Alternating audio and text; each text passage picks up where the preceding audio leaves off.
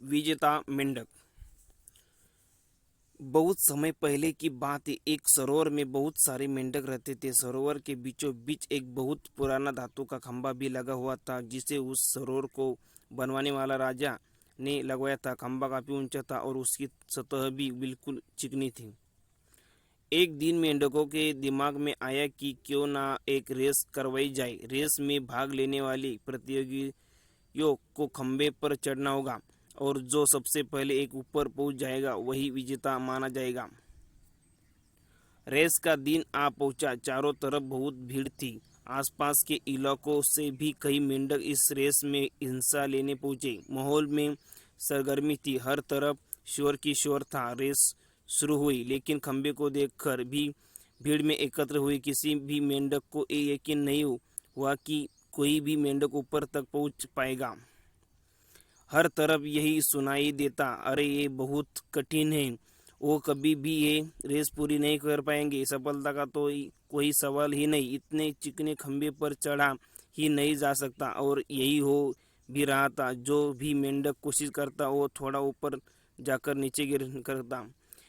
कई मेंढक 2-3 बार गिरने के बावजूद अपने प्रयास में लगे हुए थे, पर भीड़ तो अभी भी चिल्लाए जा रही थी, ये नहीं हो सकता, असंभव। और वो उत्साहित मेंढक भी ये सुनकर हताश हो गए और अपना प्रयास छोड़ दिया।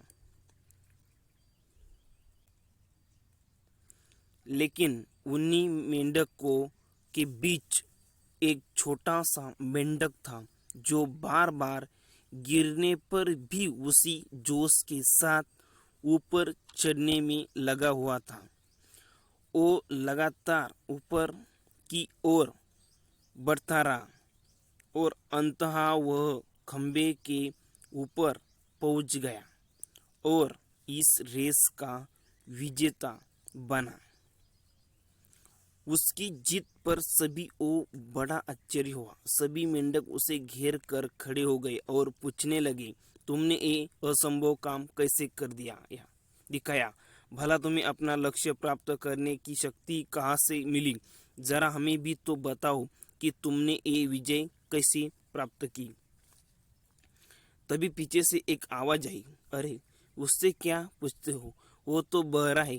फ्रेंड्स, अक्सर हमारे अंदर अपना लक्ष्य प्राप्त करने की काबिलियत होती है, पर हम अपने चारों तरफ मौजूद नकारात्मकता की वजह से खुद को कम आंक बैठते हैं और अपने जो बड़े बड़े सपने वो साकार नहीं कर पाते। उन्हें पूरा किए बिना ही अपनी जिंदगी गुजार देते हैं। आवश्यकता इस बात की है हमें कमजोर बनाने वाली हर एक आवाज के प्रति बहरे और ऐसे हर एक दूसरे के प्रति अंधे हो जाए, और तब हमें सफलता के शिखर पर पहुंचने की से कोई नहीं रोक पाएगा।